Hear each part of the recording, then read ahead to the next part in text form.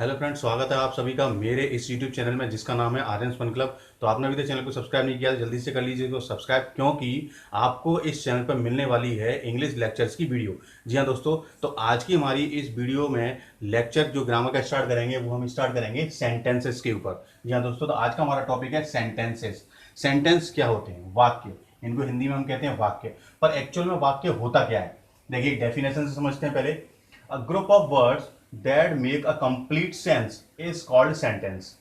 A group of word, यहां पर हमें पहले ही समझ में आ रहा है ग्रुप ऑफ वर्ड। ग्रुप मान होता है समूह, ऑफ वर्ड्स माने शब्दों का, यानी शब्दों का ऐसा समूह दैट मेक्स, जो देता है अ कंप्लीट सेंस, एक पूर्ण अर्थ, जो हमें पूर्ण अर्थ देता हो, उसे हम इज कॉल्ड सेंटेंस, उसे सेंटेंस कहते हैं।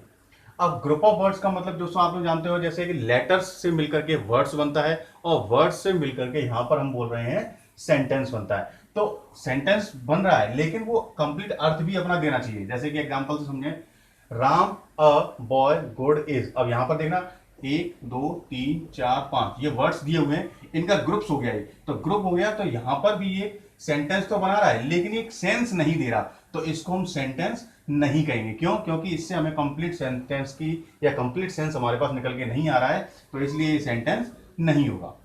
अब इसे हम लिखते हैं इस तरह से, जैसे Ram is a good boy. Ram एक अच्छा लड़का है, यहां पर हमें पूरा अर्थ पता चल रहा है, तो इसलिए ये क्या कहलाएगा? सेंटेंस कहलाएगा। ठीक है, तो ये तो बात हो गई दोस्तों सेंटेंस की, कि सेंटेंस है क्या।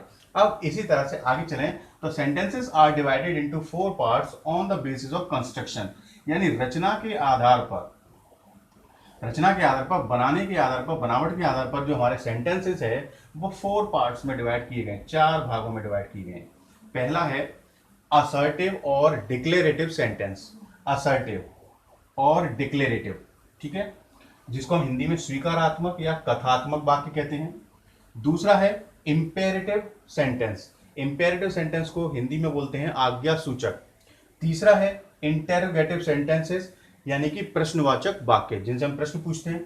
और चौथा और आखिरी जो है वो है हमारा एक्सक्लेमेटरी सेंटेंसेस, यानी कि विस्मयादि बोधक। ठीक है, तो ये 4 भागों में हमारे सेंटेंस डिवाइड किए गए हैं रचना के या कंस्ट्रक्शंस के, बनावट के आधार पर। इन चारों को हम एक एक करके अपने समझेंगे। तो देखिए, सबसे पहले हम बात करेंगे अपने पहले प्रकार की असर्टिव और डिक्लेरेटिव सेंटेंस की। डिक्लेरेटिव और असर्टिव सेंटेंस क्या होते हैं? देखिए, such sentences state a fact, opinion और एन आइडिया, यानी ऐसे सेंटेंस जिससे हमें किसी फैक्ट, फैक्ट माने सच, बात जो सच होती है या तथ्य हो उसके बारे में पता चले, ओपिनियन या कोई विचार हो, आइडिया कोई परामर्श हो या कोई विचार हो हमारा, तो ऐसी सेंटेंस को दर्शाने के लिए प्रयोग करते हैं हम असर्टिव और डिक्लेरेटिव सेंटेंस। उनको हम हिंदी में स्वीकारात्मक या कथात्मक भी कहते हैं। अब कथात्मक क्यों कहा जाता है? जैसे कि हम कोई कहानी लिखते हैं तो हम उसमें ज्यादातर असर्टिव सेंटेंस का इस्तेमाल करते हैं, जैसे the sun rises in the east, सूर्य पूर्व में निकलता है या पूर्व दिशा में उगता है। तो यहां पर हमें एक साधारण सी बात कही जा रही है, एक स्टेटमेंट दिया जा रहा है, एक सिंपल सी बात कही जा रही है हमसे फैक्ट के रूप में। तो ये क्या हो गया? असर्टिव और डिक्लेरेटिव, यानी डिक्लेयर किया जा रहा है कि सूर्य जो है वो ईस्ट की साइड में निकलता है। तो ये सेंटेंस कैसा हो गया? असर्टिव और डिक्लेरेटिव। एक और एग्जांपल है हमारा, राम इज प्लेइंग फुटबॉल, यानी कि राम फुटबॉल खेल रहा है। तो यहां पर भी एक सीधा सीधा डिक्लेरेशन दिया जा रहा है, तो ये सेंटेंस कैसा हो गया? असर्टिव और डिक्लेरेटिव। ऐसे सेंटेंस को हम रखेंगे असर्टिव और डिक्लेरेटिव सेंटेंस के अंतर्गत। ठीक है, अब हम बात करते हैं दूसरे टाइप की। दूसरा प्रकार है हमारा इंपेरेटिव सेंटेंसेस। ऐसे सेंटेंस को हिंदी में कहते हैं आज्ञा सूचक या आज्ञा वाचक वाक्य। देखिए, डेफिनेशन देखते हैं इसकी।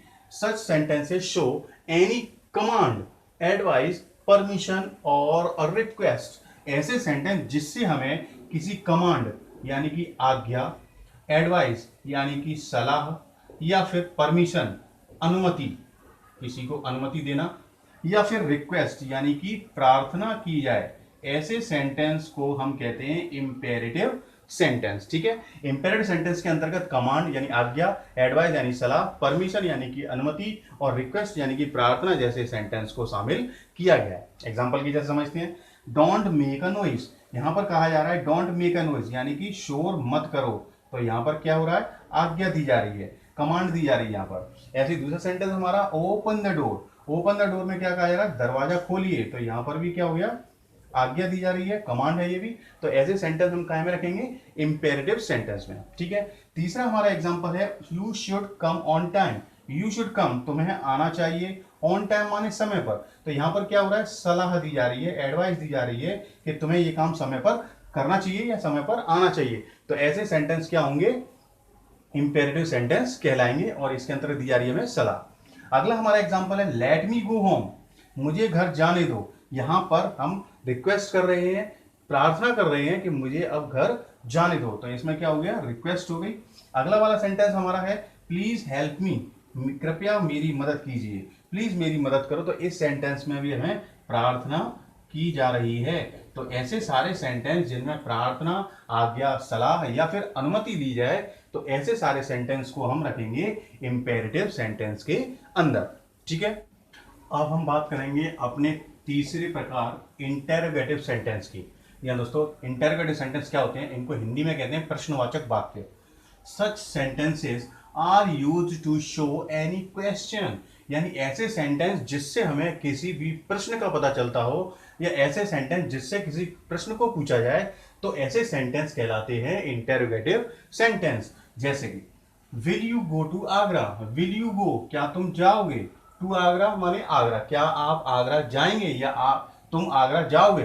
तो यहां से हमें पता चल रहा है किसी प्रश्न का बोध हो रहा है, कोई प्रश्न पूछा जा रहा है, तो ऐसे सेंटेंस कहलाएंगे इंटेरोगेटिव सेंटेंस। दूसरा हमारा एग्जांपल है why did she steal my pen, उसने मेरा पेन क्यों चुराया। यहां पर भी एक प्रश्न पूछा जा रहा है, तो ऐसे सेंटेंस होंगे इंटेरोगेटिव सेंटेंस। ठीक है, इन सभी सेंटेंस के अंत में हमेशा क्वेश्चन मार्क आता है, प्रश्नवाचक चिन्ह आता है, तो ऐसे सेंटेंस को हम कहते हैं इंटेरोगेटिव सेंटेंस। हमारा फोर्थ और लास्ट पॉइंट है एक्सक्लेमेटरी सेंटेंसेस, विस्मयाधिबोधक, यानी कि ऐसे sentence, such sentences express our sudden emotion, ऐसे सेंटेंस जो हमारे मन की अचानक उठने वाले भावों को प्रकट करे, ऐसे सेंटेंस को हम कहते हैं एक्सक्लेमेटरी सेंटेंस, विस्मयाधिबोधक, जिनसे हमें दुख, आश्चर्य, खुशी, अचंभा, ऐसी चीजों को प्रदर्शित किया जाए, तो ऐसे सेंटेंस कहलाते हैं एक्सक्लेमेटरी सेंटेंसेस।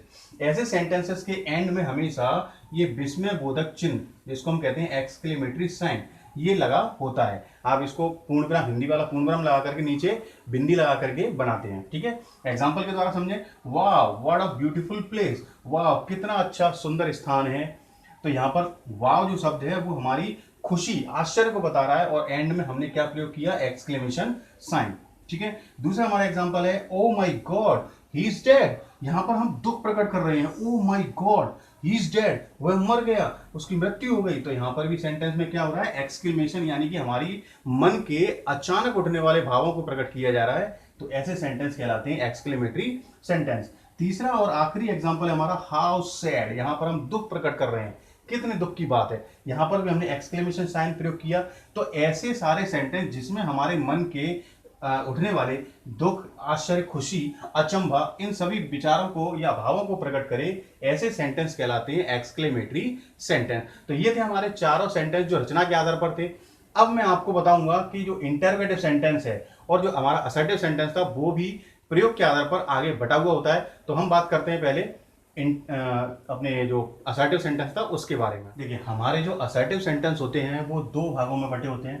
पहला होता है अफर्मेटिव सेंटेंस, इनको हम कहते हैं सकारात्मक वाक्य, और दूसरा होता है नेगेटिव सेंटेंस, जिनको हम कहते हैं नेगेटिव वाक्य या नकारात्मक वाक्य। ठीक है, तो यहाँ पर हम पहले बात करते हैं अपने अफर्मेटिव सेंटेंस की। अफर्मेटिव सेंटेंस कैसे सेंटेंस होते हैं, मैंने आपको बताया था। असर्टिव सेंटेंस क्या होते हैं, ऐसे सेंटेंस जिसमें किसी तथ्य को, यानी कि स्वीकारात्मक या कथात्मक वाक्य होते हैं, उनको हम कहते हैं असर्टिव सेंटेंस। तो अब इनको इनके आधार पर, प्रयोग के आधार पर दो भागों में बांटा गया है। हम किसी बात का वर्णन जो करेंगे या तो सकारात्मक रूप में करेंगे या फिर नकारात्मक रूप में। तो पहले हम बात करते हैं सकारात्मक रूप की। जैसे Ram is going to Agra, यहाँ पर बात की जा रही है कि राम आगरा जा रहा है, यानी यहाँ पर बात सकारात्मक रूप में आ रही है, तो ये कैसा हो गया, अफर्मेटिव सेंटेंस।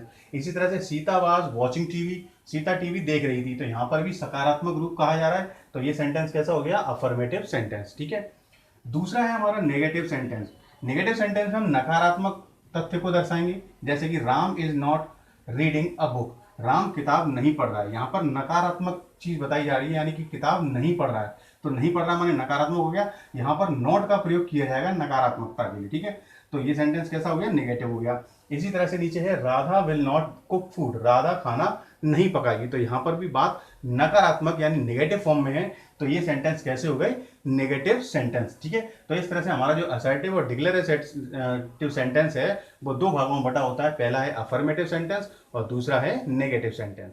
अब देखिए अब हम बात करते हैं अपने अगले और अंतिम सेंटेंस इंटररोगेटिव सेंटेंस के बारे में। मैंने आपको ये भी बताया था कि इंटररोगेटिव सेंटेंस भी प्रयोग के आधार पर दो भागों में बटे होते हैं। एक होता है हेल्पिंग वर्ब से शुरू होने वाले और दूसरा होता है WH वर्ड से शुरू होने वाले। तो हेल्पिंग वर्ब के बारे में आपको बता चुका हूं, हेल्पिंग वर्ब कौन सी होती हैं, do, does, did, is, am, are, ये सारी हेल्पिंग वर्ब मैं आपको पिछली वीडियो में बता चुका हूं।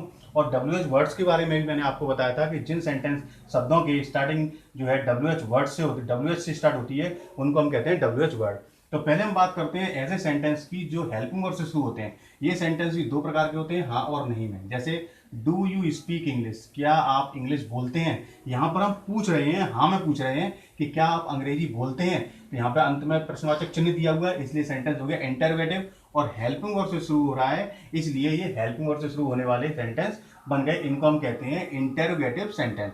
ठीक है, दूसरा हमारा example, is she not playing chess, क्या वह चेस नहीं खेल रही है। अब यहाँ पे प्रश्न तो पूछा जा रहा है पर इसमें साथ में नहीं, नॉट जुड़ा हुआ है, इसलिए दूसरा प्रकार हो गया नॉट वाला।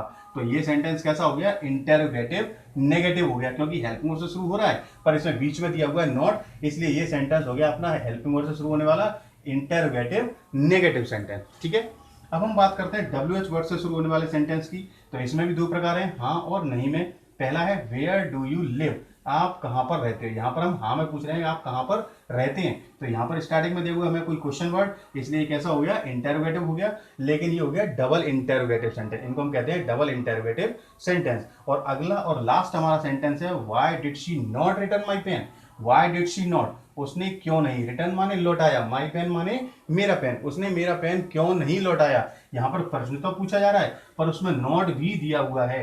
तो ऐसे सेंटेंस हमारे होते हैं डबल इंटरोगेटिव नेगेटिव सेंटेंस, क्योंकि इसमें नेगेटिव सेंस भी दिया हुआ है। ठीक है, तो दोस्तों ये थे हमारे सारे सेंटेंसेस, चारों सेंटेंसेस। कौन कौन से सेंटेंस थे मैं आपको पूरी डिटेल में बता दिए। अगर इस तरह किसी तरह की कोई समस्या हो तो आप नीचे मुझे कमेंट बॉक्स में कमेंट कर सकते हैं। अगर आपने वीडियो को अभी तक लाइक नहीं किया हो तो जल्दी से लाइक कर देना, चैनल को सब्सक्राइब जरूर कर लेना। तो आज की वीडियो सिर्फ इतना ही, मिलते हैं इंग्लिश ग्रामर की अगली लेक्चर क्लास में, तब तक के लिए धन्यवाद।